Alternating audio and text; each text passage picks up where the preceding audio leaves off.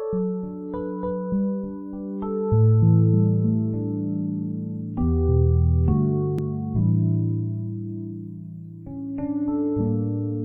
louerai l'Éternel de tout mon cœur. Je louerai l'Éternel de toute mon âme. Je célébrerai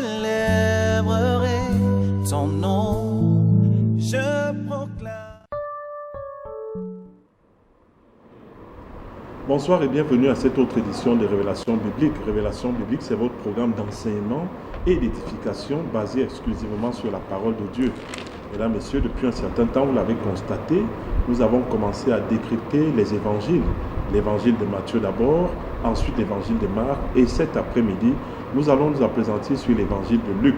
Et il est certainement, comme le dit la tradition, que Luc, le médecin bien-aimé, était le compagnon de Paul et forcément l'auteur de cet évangile. Luc, il en est donc question tout de suite et maintenant, et c'est toujours en compagnie du général de Dieu, le révérend docteur Dieu, donc Amemunga, qui est notre invité permanent dans le cadre des révélations bibliques. Avec lui ce soir, une fois de plus, nous allons connaître le personnage, les motivations et l'impact de l'évangile de Luc. Mesdames, Messieurs, une fois de plus, bienvenue sur Révélation biblique. Que je l'accueille donc, comme à l'accoutumée. Bonsoir mon général et bienvenue sur le plateau des Révélations bibliques. Bonsoir Cyril, bonsoir à tous nos amis téléspectateurs. C'est avec encore beaucoup de joie qui m'est permis de pouvoir partager avec vous sur l'un des personnages les plus importants dans le Nouveau Testament, à savoir Luc. Le seul d'ailleurs qui, d'une manière incroyable, a réussi à démontrer d'une manière beaucoup plus narrative et scientifique la personne du Seigneur Jésus-Christ. Comme Marc, il n'était non plus disciple de Jésus, mais il était un fidèle compagnon de l'apôtre Paul. Il faut dire qu'à l'exception de Marc, Luc est le seul auteur du livre du Nouveau Testament qui n'est pas juif. Gentil. Matthieu était juif, Marc était juif, Jean était juif, presque Paul était juif, presque tous les auteurs du Nouveau Testament étaient juifs. La particularité de Luc, c'est que c'était un gentil, c'est-à-dire un Romain qui, cependant, écrit et s'adresse parlant des choses concernant les Juifs, mais dans un grec tout à fait particulier. Vous allez constater, pour ceux qui ont étudié le grec, que l'évangile de Luc est écrit avec un grec excellent. Vous savez, vous sentez que vous avez affaire à un érudit, vous avez affaire à une personne qui a une connaissance assez fournie, non seulement du milieu hellénistique, c'est-à-dire du monde grec, mais également à quelqu'un qui a une connaissance panoramique de l'univers, du monde et du milieu social. Alors mon général, nous allons donc nous appesantir sur l'évangile de Luc, et l'histoire nous fait savoir que l'évangile de Luc est essentiellement concentré sur Jésus-Christ en tant que sauveur de l'humanité. Donc Luc fait l'apologie de Jésus-Christ.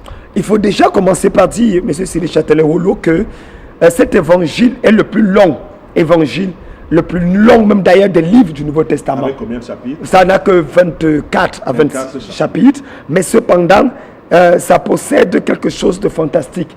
Le Acte des Apôtres a 28 chapitres, mais quand on essaye, parce que les chapitres dans Luc sont plus longs que les chapitres dans les versets. Les versets, s'il vous plaît.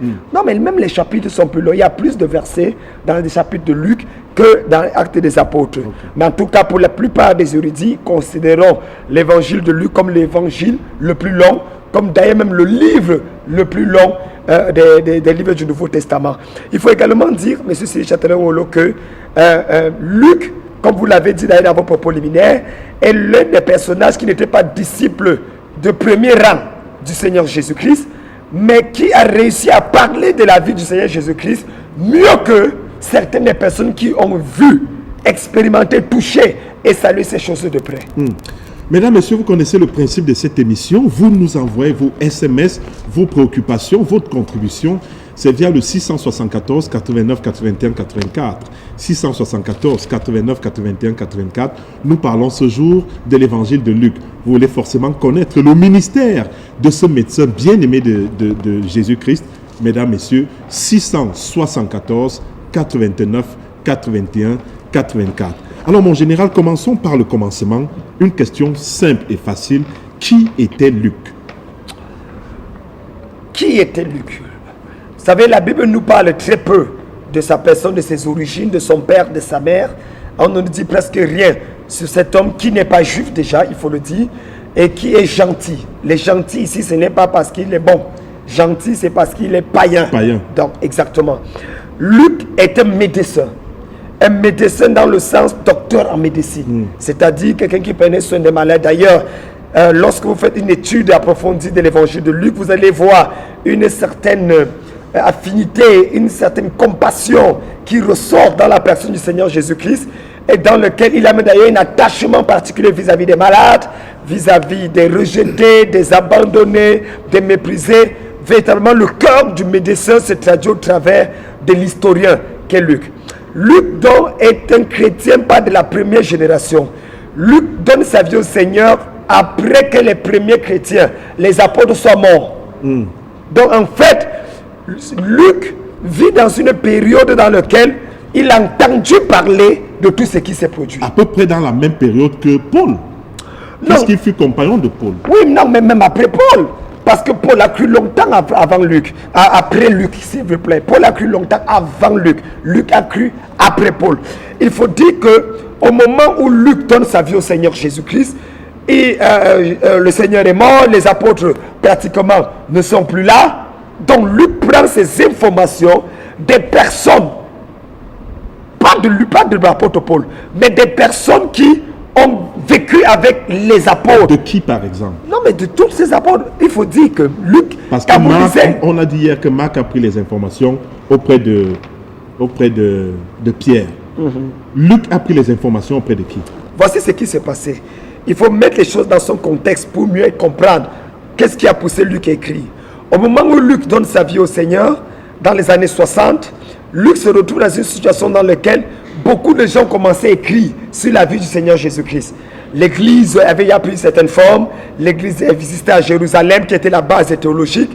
Nous avons l'église à Antioche, qui était la base missiologique. Nous avons même l'église qui s'est répandue, parce que tout l'Empire romain, il y avait des églises fortes qui étaient vues un peu partout. D'ailleurs, les apôtres comme Pierre se retrouvaient déjà à Rome. Et plusieurs épousaient cette nouvelle doctrine, cet évangile, parce qu'il y avait une démonstration authentique de la présence et de la puissance de Dieu. C'est dans cette expansion de l'œuvre, après la persécution qui s'est produite à Jérusalem, qui a commencé avec la mort de l'apôtre de l'évangéliste Étienne, qu'on a placé comme l'un des premiers diacres de l'église de Jérusalem. Alors cette persécution a fait en sorte que beaucoup ont commencé à croire, pas seulement au milieu des Juifs. Or, c'est après cette persécution que Luc, est tout jeune, médecin de son état, va rencontrer le Seigneur pour la première fois. On va lui annoncer l'évangile et il va répondre à cet évangile. Et dans son processus de croissance, il va se rendre compte que plusieurs personnes ont commencé à écrire sur la vie de Jésus. Or, ce qu'on écrivait sur la vie de Jésus n'était pas tous les mêmes choses. Certains disaient que Jésus était né de telle personne, d'autres disaient que son père était romain, l'autre disait que ceci était là. Donc, il y avait un brouhaha, il y avait un peu un tohu-bohu au milieu des écrits sur l'église primitive. Alors, qu'est-ce que Luc décide de faire? Luc donc prend sa plume et il dit, en tant qu'historien, en tant qu'historien et scientifique de son état, vous savez, le principe de la science, c'est un principe de l'observation d'abord. Il étudie les faits et après avoir confronté les faits, il retire ce qui est correct et il présente ça aux gens. Luc donc va faire des recherches personnelles. D'ailleurs, si vous pouvez permettre que nous lisons exactement son prologue dans Luc chapitre 1, il dit, plusieurs ayant entrepris de composer un récit des événements qui se sont accomplis parmi nous. Ça veut dire qu'il y avait plusieurs personnes qui avaient décidé d'écrire sur les événements qui sont produits. Quels événements? Bien sûr, il y a un jeune homme de 33 ans appelé Jésus de Nazareth, qu'on dit qu'il est né de la Vierge Marie. Il prétendait être le Messie, le Christ, et qui est mort, et sous Ponce Pilate. Après 3 jours, il est ressuscité d'après les témoignages de quelques femmes, et qui a été vidé parce qu'aujourd'hui, on voit que son tombeau est vide. Donc, ces faits faisaient le breaking news, un peu comme Boko Haram fait le breaking news aujourd'hui au niveau du Cameroun. Alors, il dit, suivant ce que nous ont transmis ceux qui ont été des témoins oculaires dès le commencement. Ça vous donne déjà, M. Cyril, une idée que Luc ne faisait pas partie des témoins oculaires.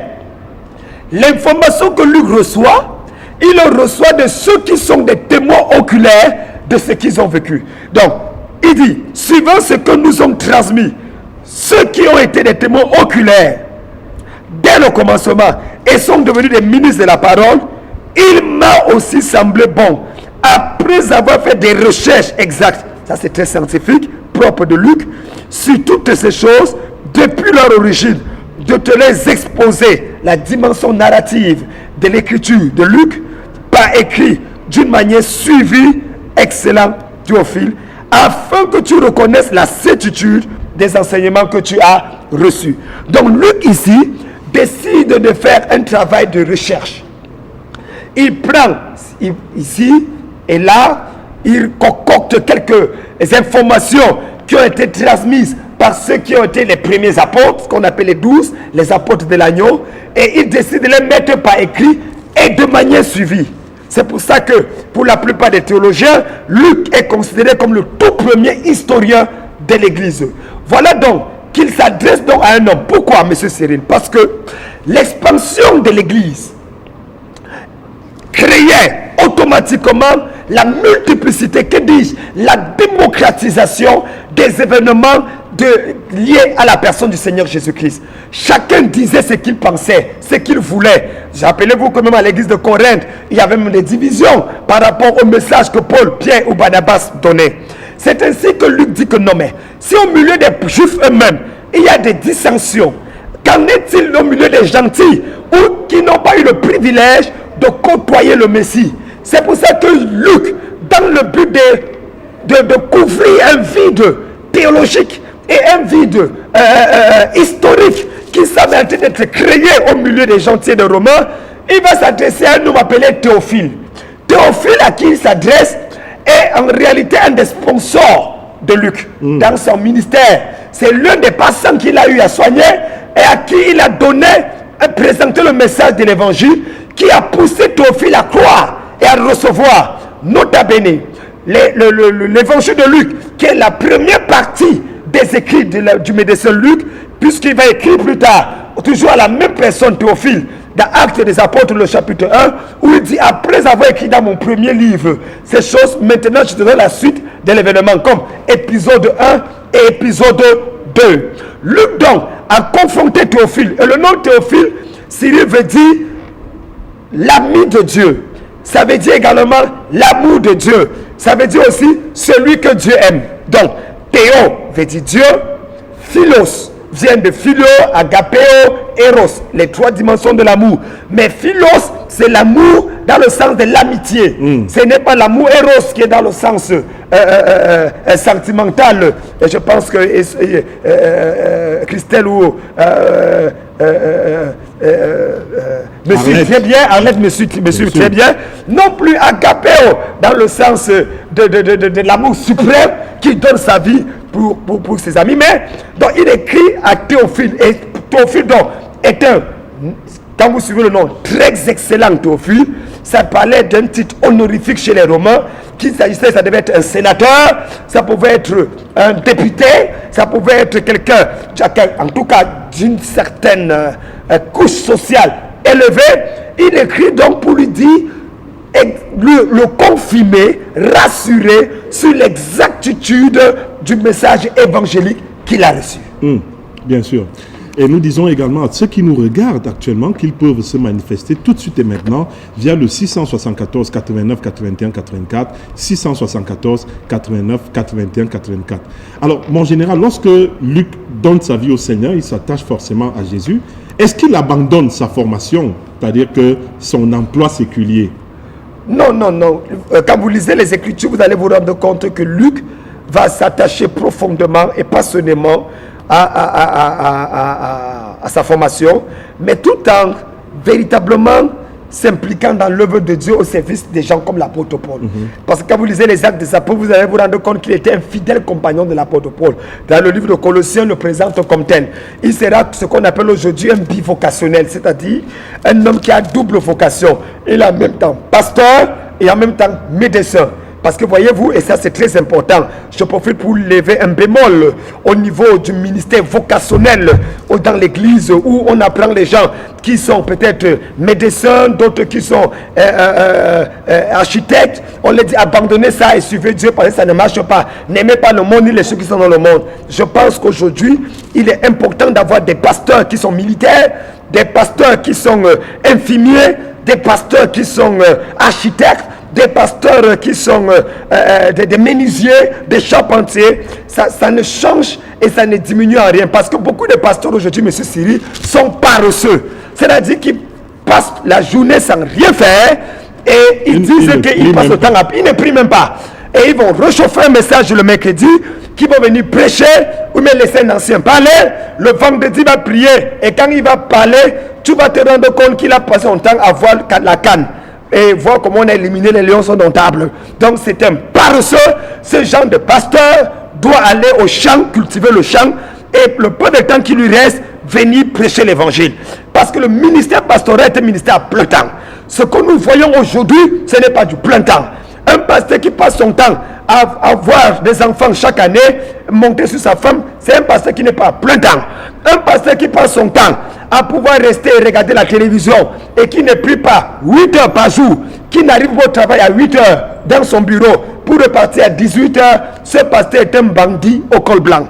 Je pense qu'il est important de comprendre que nous devons tolérer, que dis-je, encourager même le bivocationalisme comme ce fut le cas de Luc dans le ministère aujourd'hui. Cela va permettre qu'il y ait moins de mendiants dans l'église, des mendiants pasteurs, des mendiants prophètes, ceux qui n'étaient rien, mais qui, parce qu'ils ont commencé l'église, ils s'achètent des voitures, ils s'achètent les femmes, on fait tout ce qu'il faut, ils s'achètent dans des mesures, ils disent, je suis le prophète tel, vous devez faire ceci, sinon vous serez maudits. Je pense que cette mendicité ministérielle doit s'arrêter au Cameroun particulièrement. Alors mon général, l'histoire nous fait savoir que Luc a eu de nombreux contacts personnels avec les apôtres et d'autres témoins de l'histoire de l'évangile. J'aimerais savoir quelle était la nature des rapports que Luc avait avec Paul, par exemple, et d'autres apôtres de Jésus-Christ. Il faut dire que le seul apôtre que Luc a côtoyé, c'était l'apôtre Paul et l'apôtre Jean. Parce qu'au moment où Luc se convertit et s'engage dans le ministère, franchement parlant, la majeure partie des apôtres sont décédés. Donc quand il va écrire, parce qu'il faut dire que Jean décède dans les années 90 après Jésus-Christ, les Pierre, les Simon, André, Barthélemy et tous ces autres vont décéder dans les années 50 à 70 après Jésus-Christ. Donc vous allez vous rendre compte que pratiquement aucun apôtre ne meurt vieux. Avec Néron qui va se lever, il avait une persécution terrible. L'empereur romain Néron. Et après lui d'ailleurs Dimitrius qui était un empereur plus dangereux que Néron. C'est lui-même d'ailleurs qui va prendre Jean, le jeter dans une marmite d'huile bouillante. Et Jean va sortir comme s'il était parfumé avec bleu de Chanel ou avec le parfum J'adore. Et voyant qu'on ne peut pas tuer Jean, c'est le seul d'ailleurs qui va vivre jusqu'en l'an 90-95 après Jésus-Christ. On va le jeter à l'île de Patmos. L'île de Patmos était considérée à l'époque comme l'île de Guantanamo parce que l'expérience de vie à l'île de Patmos était de 7 jours. Quand tu faisais 7 jours, il y avait des bêtes sauvages, il y avait des pirates avec un œil bandé, des gens qui sont capables de vous tuer. Donc lorsque Démétrius jetait l'apôtre Jean dans l'île de Patmos, il savait que 7 jours après, cet homme serait mort. Mais ce qu'il ne savait pas, c'est qu'en le jetant dans l'île de Patmos, il le jetait dans un lieu où il va voir la révélation de l'Apocalypse. D'où le nom Apocalypse en anglais, révélation. C'est à l'île de Patmos que les cieux se sont ouverts et que Jean a eu ce que nous avons aujourd'hui comme livre d'Apocalypse. Une façon de dire, M. Cyril, puisque nous sommes dans une dimension très prophétique, que là où on te jette pour te faire du mal, c'est là-bas que Dieu va prendre quel témoignage, c'est là où Dieu va te distinguer et c'est à partir de là que ton triomphe sera visible. Notre standard reste ouvert, mesdames, messieurs, 674, 89, 81, 84, 674, 89, 81, 84. Nous parlons ce jour de l'évangile de Luc. Alors, mon général, quel est le message principal que véhicule Luc dans son évangile? Il dit quoi? Si, en Matthieu, nous voyons un écrivain qui présente Jésus comme le roi, le Christ, au-dessus de la religion. Et si en Marc, nous découvrons un Jésus qui est serviteur des hommes et qui est au-dessus de la tradition, en Luc, nous découvrons un Jésus qui est le Fils de Dieu et le Fils de l'homme, parce que le nom Fils de l'homme apparaît tellement de fois dans l'évangile de Luc, cette fois-ci au-dessus de la science. Donc, en Matthieu, Jésus est supérieur à la religion. En Marc, il est supérieur à la tradition. En Luc, il sera bel et bien supérieur à la science, ce qu'on appelle aujourd'hui la technoscience. Le message de Luc donc est un message divin. C'est la bonne nouvelle de l'évangile de Jésus-Christ, le Fils de Dieu, qui est devenu Fils de l'homme. Et en tant qu'homme dans son humanité, il décide de porter la souffrance, les erreurs, les échecs des hommes. D'ailleurs, en Jésus, Luc nous peint un personnage totalement humain, un personnage compatissant. C'est un Dieu qui se rapproche de l'homme et qui a des relations interpersonnelles. Il rencontre Zachée et il va rester avec lui. Il va vers les démunis, il va vers les rejetés, il va vers des personnes qu'on ne pouvait pas penser. Il a une présentation bizarre.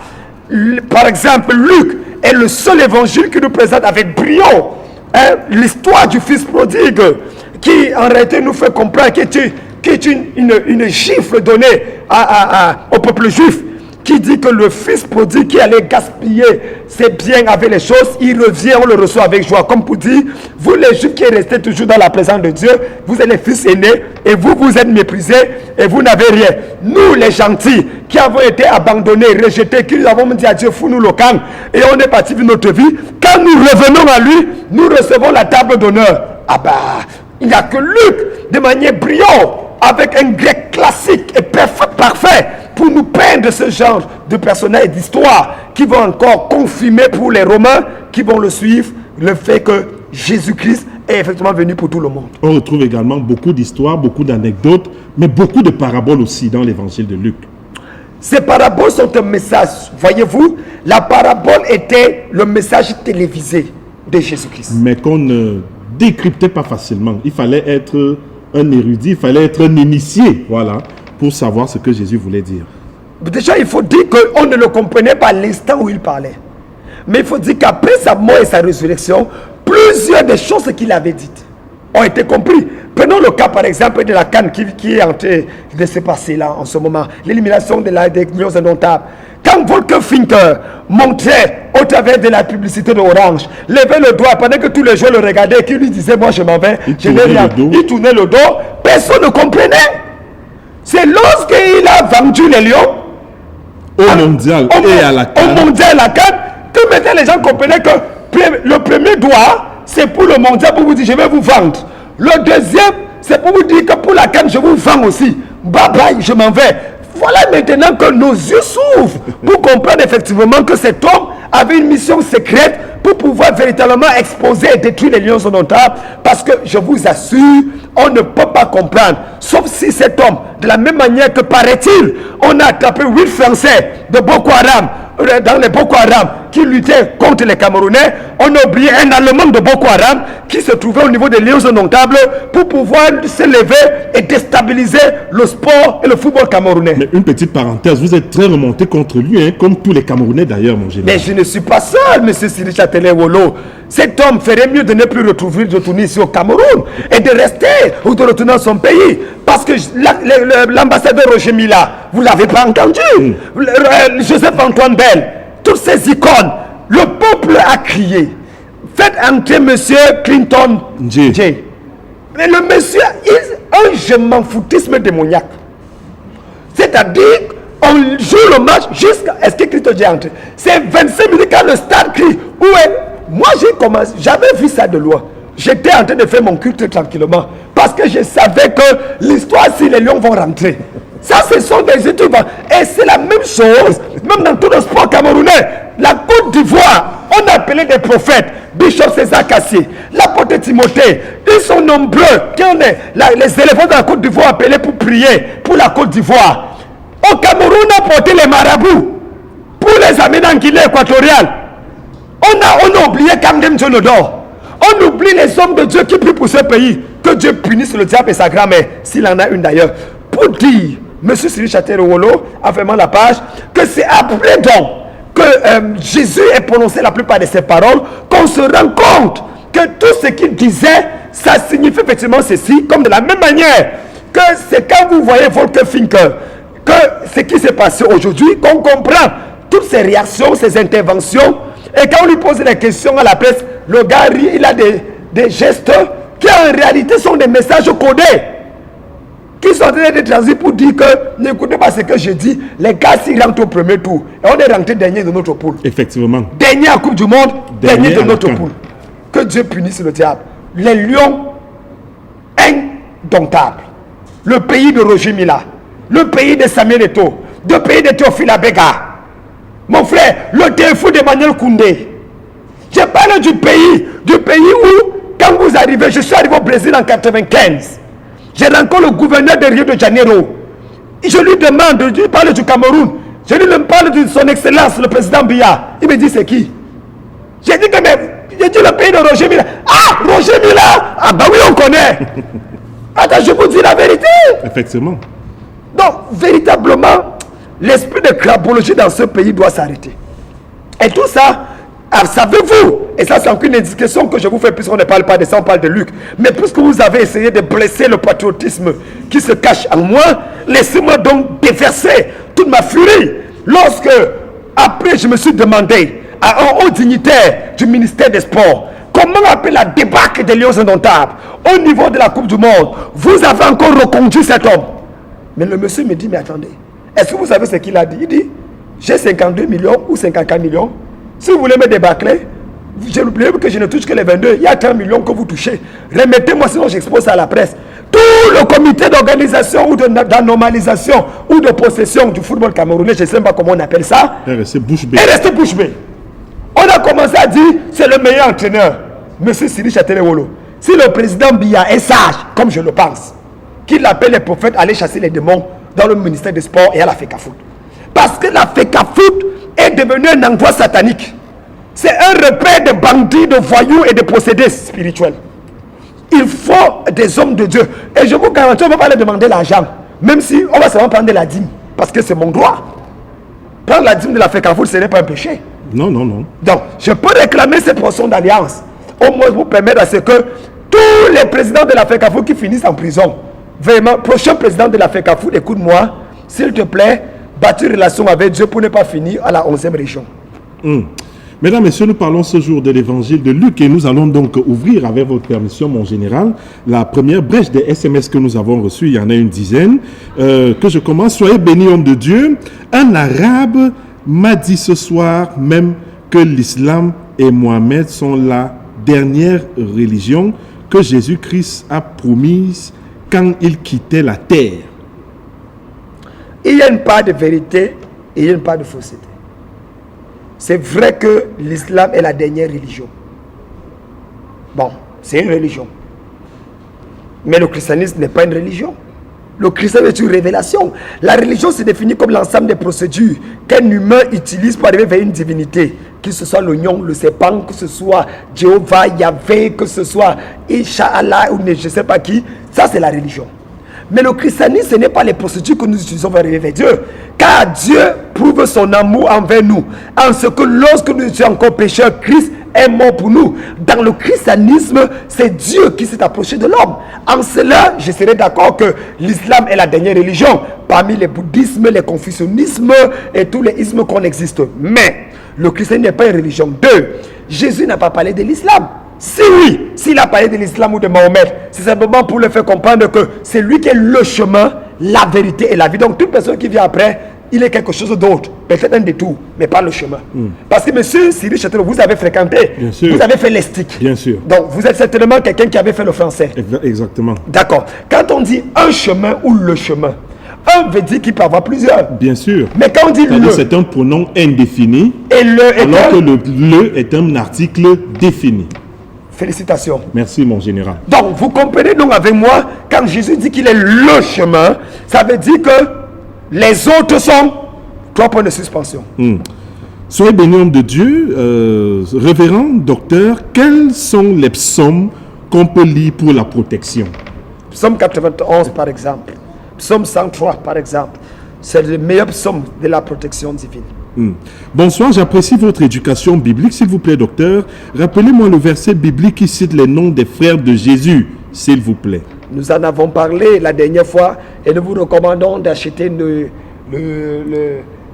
vous approcher de Kanoudi TV pour voir l'émission sur Marie. Effectivement. Ah ben ça fait fort cette émission sur Marie. Effectivement. J'ai reçu quelques menaces. Bonsoir papa, je m'appelle Lucie. Je vous suis sur Kanoudi TV tout le temps. Je crois en Dieu et en Jésus-Christ, mais je ne pratique pas. Et à entendre ma mère lors d'une discussion, je lui ai demandé pourquoi les pasteurs ne travaillent pas avec elle. Ne travaillent pas. Elle m'a dit que ses serviteurs vivront de sa parole.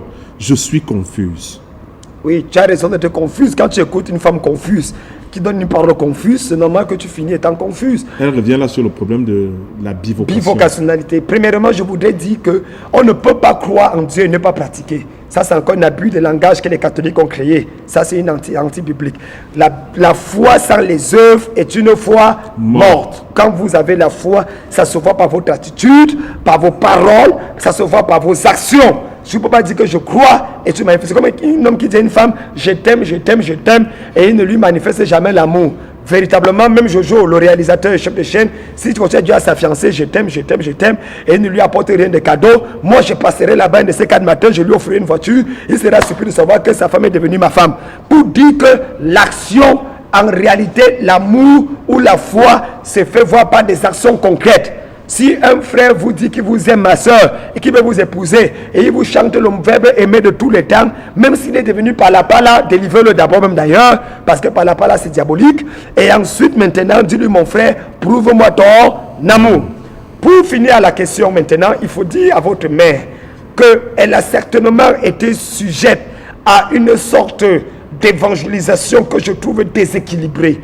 Parce que l'apôtre Paul, qui était l'un des prédicateurs qui a travaillé plus que tous les apôtres selon ses propres dits dans l'épître de 2 Corinthiens, était lui-même réparateur de temps. Car, dit-il, même ses mains ont travaillé pour prendre soin de lui-même afin que vous ne puissiez pas dire que c'est vous qui avez nourri l'apôtre Paul.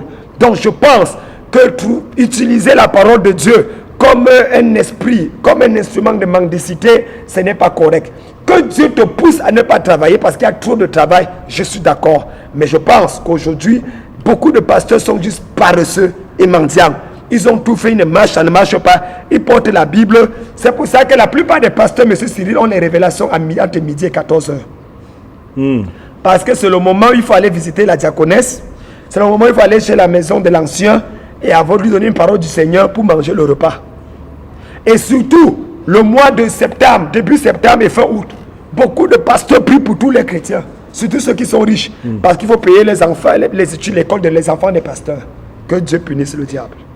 Selon vous, que signifie prophète? C'est Henri de Vaurbétis. Prophète a plusieurs dimensions. Quand on parle de prophète, on parle du préfixe pro et du radical fetas. Ça parle essentiellement de celui qui parle de la part de. Donc prophète, c'est celui qui parle de la part de. Définition étymologique. C'est pour ça que l'apôtre Dieu, quand il va parler à Moïse, dit: je fais de toi Dieu pour Pharaon et Aaron sera ton prophète. Nous avons délimité le mot prophète dans la capacité de prédire. Mais laissez-moi vous dire que théologiquement parlant et bibliquement parlant, le prophète n'est pas celui qui prédit. Ne confondez pas prophète avec celui qui a le don de connaissance, le don de vision ou le don de révélation. Pour dire, Jean-Baptiste n'a rien prophétisé dans le sens de prédire, mais c'est le plus grand prophète parce qu'il a annoncé le message de Jésus-Christ. Je voudrais également vous dire que le prophète, ce n'est pas celui qui fait des miracles. Vous regardez dans les télévisions et dans les églises maintenant, quelqu'un dit qu'il est prophète, il fait pam. Vous faites allusion à qui, mon général? Ils se reconnaissent, ils sont nombreux là. Ouvrez les chaînes de télévision, vous allez voir. Recevez, les gens sont alignés de midi à 15h. C'est-à-dire que, vraiment Cyril, moi je dis aux gens, en 1990, il y a pratiquement 24 ans, je faisais ça. J'entrais dans les églises, les gens cachaient le front. Parce que je lisais le péché aux gens. Monsieur Cyril m'avait connu.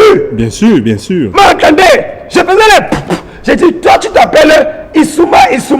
Félix, tu es né le 14 février 72. Voici ton problème, voici ce que Dieu fait. Nous avons fait ça. Quand je vois les enfants faire ça aujourd'hui dans leur télévision, ça me fait rire. On a fait, mais ça nous a amené nulle part. Parce que les mêmes gens que tu fais ça, que tu révèles, les marabouts font ça. C'est pas ça l'évangile. Un prophète, ce n'est pas celui qui fait... Tom, regarde, on tend le micro. Parle. Quel est ton nom? Tu sors d'où? Parle. Tu vas parler au nom de Jésus. Reçois. Ton nom, tu es le plus quand? Vas-y. Et on s'est rendu compte, mon général, que les brebis aiment même aussi ça. Hein. On se rend compte que les brebis aiment ça. C'est le maraboutage spiritualisé. Les gens aiment ce genre de maraboutage. Parce que c'est les mêmes personnes qu'on retrouve de gauche à droite dans toutes les communautés. Et laisse-moi te dire que ces gens vont quitter d'église en église. Ils ne sont jamais stables dans une église. Mais vous ne les chassez pas quand ils viennent chez vous. Chez moi, je suis dans la parole. Chez vous, c'est... Mon frère, tu as vu qui ouvrit sa boutique et chasser le client. La plupart des églises sont devenues des boutiques. Soyons honnêtes. Ce ne sont pas des endroits où on prêche la parole. On n'enseigne pas les chrétiens. C'est miracle sur miracle, si l'on passe. Je n'ai rien contre le miraculeux. Je suis un adepte, ardent défenseur du miraculeux. Mais je dis, le miraculeux qui n'est pas accompagné de la prédication de la parole, c'est la sorcellerie. Et de la même manière que la prédication de la parole qui n'est pas suivie du miraculeux, c'est la religion, c'est l'islam, c'est la tradition. On doit arrêter les deux. Les deux doivent aller en Kondengi. Voilà. Général, dans le premier livre de Moïse, la Genèse 0, chapitre 1, verset 1, il est écrit: au commencement était la parole était avec Dieu et la parole était Dieu. J'aimerais savoir, c'est quoi la parole et pourquoi les choses de Dieu doivent rester cachées? Pourquoi les paraboles? C'est toujours Henri de Vorbetti qui envoie ce message. Premièrement, il y a une confusion dans les propos d'Henri de Vorbetti parce que Genèse 1 dit plutôt au commencement Dieu créa les cieux, la terre était formée vide, ainsi de suite. C'est Jean 1 qui dit au commencement était la parole était avec Dieu et la parole était Dieu. La parole c'est qui? Eh bien, lisez le verset 14. Et la parole a été faite chair, elle a habité parmi nous pleine de grâce et de vérité et nous avons contemplé sa gloire comme la gloire du Fils unique venu du Père. La parole a été faite chair. Donc la parole c'est Jésus-Christ. Il est la parole incarnée de Dieu. Et d'autres personnes disent le verbe incarné de Dieu. Donc c'est ça, Jésus c'est la parole. Pourquoi les choses? La Bible dit que Dieu se plaît à cacher les choses. Il cache les choses. Il dit la gloire de Dieu c'est de cacher les choses et la gloire des rois c'est de sonder ces choses-là. Je pense à mon humble avis que l'Éternel des armées ne jette pas les choses sacrées aux chiens. C'est-à-dire qu'il faut entrer dans les profondeurs, car l'Esprit de Dieu sonde tout, même les profondeurs de Dieu. Il faut dépendre de Dieu pour recevoir de lui, avoir un renouvellement de l'intelligence, pour être capable de percevoir les choses spirituelles. C'est ce qui va empêcher l'Église au Cameroun de vivre le désordre qu'on voit aujourd'hui. Parce que laissez-moi vous dire, monsieur Cyril, l'Église au Cameroun, à l'instant où je vous parle, est à moins 20 de la base. C'est-à-dire que dans l'échelle de 40, on n'est même pas encore à 0, même pas, on est encore derrière, à moins 20. Parce que ce que nous voyons aujourd'hui, véritablement, ça fait peur. L'église est devenue un troupaillement, un ramassis de personnes qui ne comprennent pas où on va. Demande à un pasteur quelle est la vision de notre ministère. Tu nous amènes où? Le pasteur ne va pas te dire. C'est collecter les offrandes, c'est de faire tomber, vous vous relevez. Et gloire à Dieu parce que ça fait quand même travailler quand le savon sort et le parce qu'il lave et puisse être vendu au marché. Bonsoir papa, comment le livre d'Apocalypse est-il parti de Patmos pour le monde, connaissant les circonstances dans lesquelles il a été rédigé? Henri Michel de Mélène. La Bible est claire là-dessus. Lorsqu'il va écrire, Dieu lui dira écris grave, écris grave. Après cela, Jean donc a reçu, il est sorti de l'île de Patmos effectivement, et après cela a distribué ce qu'il avait écrit dans les saintes églises, et c'est comme ça que cela a été sous forme de papyrus, cela a été enregistré, noté, codé et établi, et plus tard, cela a été canonisé par les pères de l'église, et c'est pour ça que nous avons joint ça parmi les 66 livres de la Bible, qui était la clôture de la révélation biblique. Bonsoir mon général, comment faire pour percevoir Dieu, pour recevoir Dieu? Comment faire pour vivre dans le Seigneur et savoir qu'il est le chemin, la vérité et la vie? Herman depuis Damas. Il faut dire que c'est par révélation. Il faut être honnête.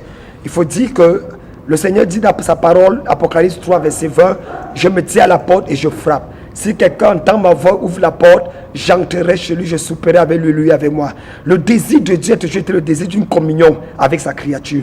Dieu veut toujours partager avec nous ses émotions, sa pensée, sa volonté, son amour, ses désirs. Dieu est un Dieu qui aime communiquer. C'est pour ça qu'il a créé l'homme à son image et à sa ressemblance. Il ne peut pas communiquer avec le chien, il ne peut pas communiquer avec le chat, il ne peut pas communiquer avec le porc, il ne peut pas communiquer avec le bœuf ni la vache. Il peut communiquer avec nous, les humains, parce que nous sommes faits à son image et à sa ressemblance. Dans ce désir donc, la chute de l'homme dans Genèse chapitre 3 a créé un accident mortel, un cataclysme, un Ebola spirituel, un Boko Haram authentique dans l'esprit de l'homme qui a fait en sorte qu'il y a eu un déphasage entre la divinité et l'humanité. Jésus donc est venu pour remettre en ordre ce que le premier Adam avait perdu, réconcilier la divinité avec l'humanité par sa mort sur la croix, puisqu'il était écrit, si tu manges ce fruit, tu vas mourir. Or, le salaire du péché, c'est la mort, selon Romains 3, verset 23. Et Romains 6, verset 23, la Bible déclare, car nous avons tous péché, nous sommes privés de la gloire de Dieu. Romains 6, 23, le salaire du péché, c'est la mort. Mais le don gratuit de Dieu, c'est la vie éternelle en Jésus-Christ. En mourant sur la croix, il y a eu un processus qu'on appelle la substitution. Il a pris notre place. Une bénédiction propitiatoire qui fait en sorte qu'en réalité, Christ étant mort pour nous, nous sommes morts avec lui. Ce qui symbolise également le baptême, qui est un impératif catégorique pour toute personne qui a donné sa vie à Jésus-Christ. C'est dans cette dimension, M. Cyril, qu'on le reçoit dans son cœur comme sauveur et Seigneur personnel. En confessant nos péchés, en l'invitant dans notre vie, nous recevons la vie Zoé de Dieu à l'intérieur de nous et nous commençons à marcher par l'Esprit de Dieu, car ce n'est que par le Saint-Esprit que nous menons la vie chrétienne. La vie chrétienne, par définition, c'est la vie de Jésus-Christ vécue dans un homme.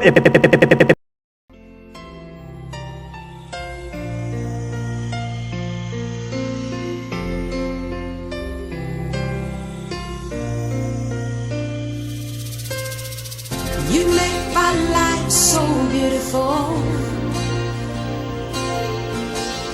And as you are, you have made me yearner. There's nothing greater than these. That's why I love you forevermore. You make my life so beautiful. And as you are, you have made me yearner. There's nothing